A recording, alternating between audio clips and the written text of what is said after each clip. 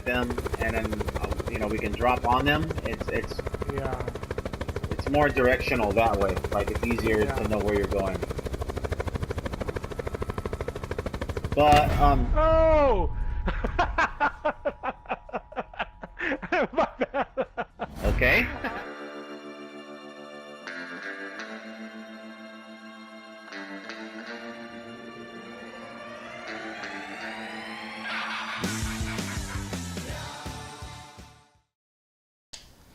What's up everybody and welcome to the channel, and today we'll be going over the SMG stats as far as an up close and personal close quarters damage and at extreme range damage. Now the extreme range, when I was testing this, I actually threw on a 3x scope, which is the highest magnification I believe you can put on an SMG scope that you can see a target at long range. But I mean, it's kind of like a ridiculous range to the point of why are you using an SMG at that range?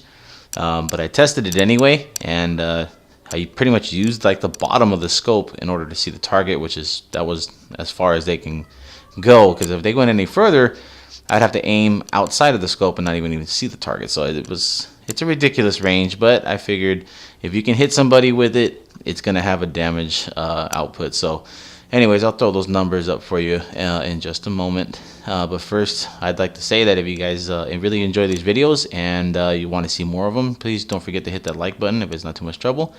And subscribe if you haven't already. And don't forget to hit the notification bell so that way you can see the rest of the videos that I put up later on. As you can see here, we have the Cordite, the GKS, and the SOG, all with the same types of damage. 28 up close and 19 at a distance, and the only thing that is different between the three of them would be the fire rate and ammo capacity of the Cordite. And then we have here the MX9 with 32 and 20, the Spitfire at 25 and 18, and the Damon at 27 and 18 at a distance. Now the numbers that I'm going to throw up for you are basically going to be the amount of bullets it takes to down or eliminate a person with 150 health and with 200 health on all three levels of armor. Now keep in mind with the numbers that are being put up on screen, they are the amount of shots it takes to down enemies with 150 and 200 health. But don't let the higher numbers scare you away from using SMGs, because like I said, they were used and collected at extreme ranges where you're not going to be using an SMG at. So that is just the maximum amount of bullets that it'll take to eliminate an enemy with these sets of armor. It actually is less at the ranges that you would use an SMG with. So like I said, don't let the numbers scare you, but I just collected the furthest range damage that an SMG can do. And then obviously when it comes to attachments that I didn't mention in the other videos, is that the extended barrel will actually extend your damage ranges even a little further, and I believe it's by about 10%.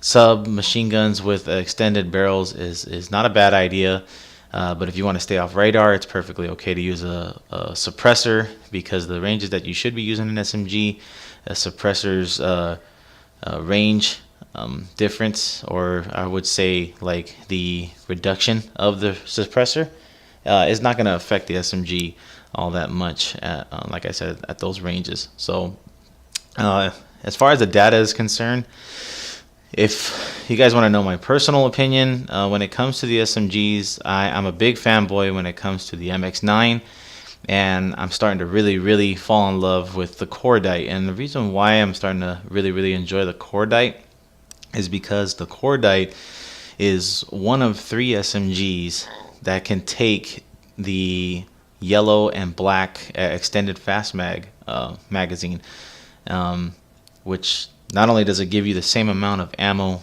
that a regular extended magazine will give you, but it also allows you to reload faster than the standard extended mag. So it's definitely a big help in a gunfight, especially if you're playing duos or you're playing quads, and you're facing more than one enemy. Then you need to reload on the spot due to the numbers that I produced, as far as how many bullets it takes to down an enemy.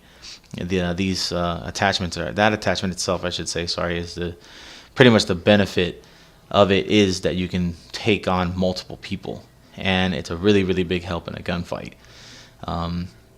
But don't get discouraged about the regular extended mag. I mean, it does help. You are going to need those extra bullets when it comes to taking on more than one enemy. Or even in solos, when you're playing solos and you happen to get third-partied because people hear your gunfight because you just so happen to not get your hands on a suppressor yet. Anything to extend the magazine and amount of rounds you can hold in your gun is a big benefit in a gunfight. So, anywho, that should conclude this video. Those are all the numbers that I threw up there that I spent a couple hours on researching and all that and trying to figure out for you guys. I hope you guys really enjoyed the video. I hope it was informative. Feel free to drop any comments down below if maybe you have any suggestions as far as like loadouts for the SMGs. As far as I run my SMGs, it's basic as to that of what you would pick up if it was a gold gun on the ground. Being, of course, the most important key like attachments would obviously be any type of a barrel accessory, which is a suppressor or a extended barrel. Definitely an extended magazine. If you have no choice but to carry a fast mag, regular fast mag, please do so. I highly recommend it so that you can reload and get back into the gunfight. And definitely I'd have to say for you guys that go up to those barrel stuffing ranges, I would really, really recommend a laser sight. A laser sight definitely helps an SMG's hip fire, and you can be a little bit more of a harder target by strafing back and forth and making that guy miss all his shots. So like I said, hope you guys enjoyed it. Don't forget to hit that like button. I would very much appreciate it, and subscribe if you haven't already. Next up should be the LMGs, and then after that we'll get right into the tactical rifles. So until then, you guys take it easy, and I'll see you guys next time.